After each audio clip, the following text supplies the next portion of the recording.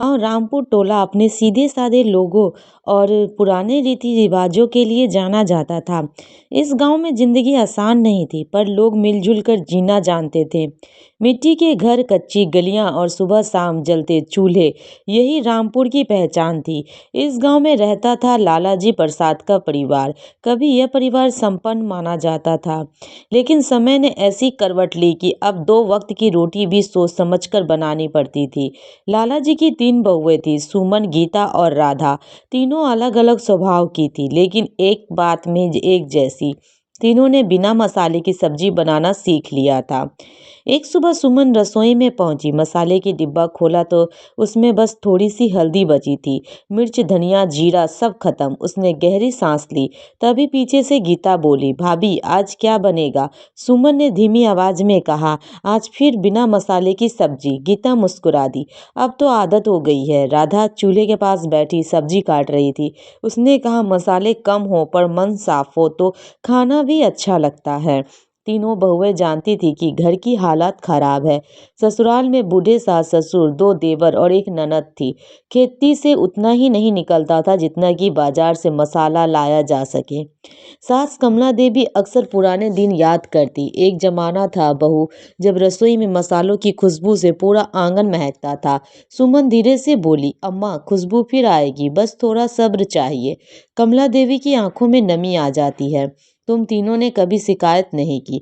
उस दिन लौकी की सब्जी बन रही थी, ना मिर्च ना गरम मसाला, बस नमक, हल्दी और सरसों का तेल।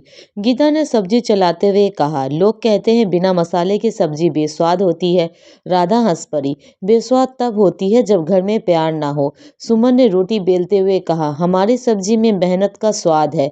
तीनों की बातों में दर्द भी था और हौसला भी। गांव की कुछ औरतें ताना मारती, अरे इनके यहाँ तो बिना मसाले की सब्जी बनती है। कोई कहता, कैसी बहुएं हैं, पति कुछ कमा नहीं पाते। यह बातें सुनकर भी सुमन, गीता और राधा चुप रहती। उन्हें पता था बोलने से पेट नहीं भरता। एक दिन छोटे देवर मोहन की तबीयत बिगड़ गई। डॉक्टर ने कहा, हल्का और सादा खाना दो। कमला देवी ने बहुओं की ओर देखा, देखा भगवान भी यही खिला रहा है जो तुम बनाती हो। बिना मसाले की सब्जी अब दवा बन गई थी। एक शाम सुमन ने सुझाव दिया, क्यों ना हम घर के पीछे थोड़ा मसाला उगाएं। गीता चौकी, मसाला उगाएं? राधा उत्साहित हो गई। धनिया, मिर्च, अजवाइन सब उग सकता है। तीनों ने घर के पीछे छोटी सी क्यारी बनाई। बीज गांव के मंदिर से मिले। रोज पानी देती, बात करती जैसे बच्चों को पाल रही हो। कुछ महीनों बाद हरी मिर्च की पहली फलियां निकली। सुमन ने उन्हें हाथ में लेकर कहा, देखो हमारी मेहनत रंग लाई। उस दिन सब्जी में सिर्फ एक मिर्च डली गई। घर में खुशबू फैल गई। कमला देवी की आंखों में खुशी के आंसू थे। आज बरसों बाद रसोई महकी है। गांव में धीरे धीरे खबर फैलने लगी, लाला जी के घर की सादी सब्जी बड़ी स्वादिष्ट होती है। एक दिन स्कूल के मास्टर जी आए, बहू आपकी सब्जी में स्वाद अलग है। सुमन ने विनम्रता से कहा, मसाला कम है मास्टर जी, पर मेहनत ज्यादा। फिर एक साल ऐसा आया जब सूखा पड़ गया, खेत सूख गया, मसाले की क्यारी भी मुरझाने लगी। गीता निराश हो गई।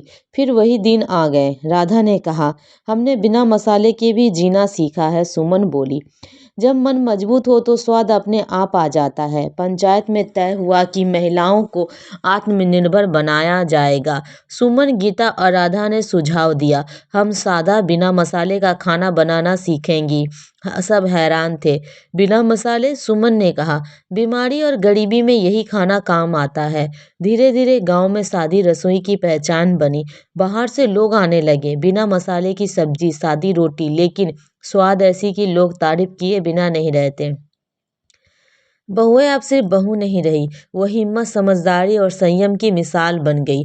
बिना मसाले की सब्जी सिर्फ गरीबी की निराश निशानी नहीं होती, वो तो संघर्ष, स्वस्थ और संयम की कहानी भी होती है। सुमन, गीता और राधा ने सिखा दिया, अगर घर में प्यार, सब्र और मेहनत हो तो बिना मसाले की सब्जी भी जिंदगी को स्वाद दे सकती है।